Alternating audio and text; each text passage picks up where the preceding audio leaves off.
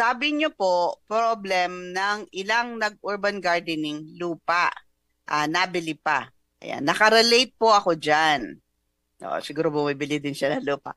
Problema din ang lugar na mahaba ang sikat ng araw. Pero kahit naman ganon, nakakaani naman ako ng Pechay, Melissa ng North Caloocan.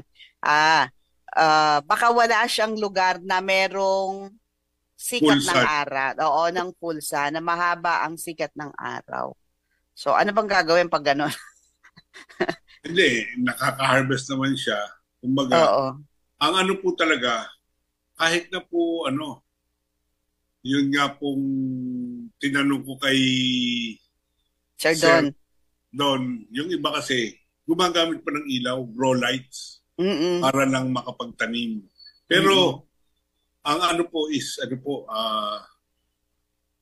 meron kayong mga at least 7, yung morning sun, hanggang kahit 1 o'clock po, kaya na po mabuhay ng Mga halaman. naman ninyo. Okay.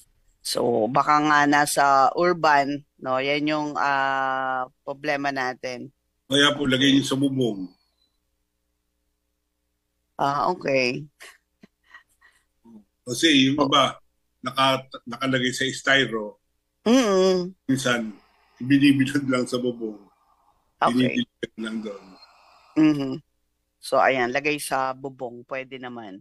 Okay. So, ayan.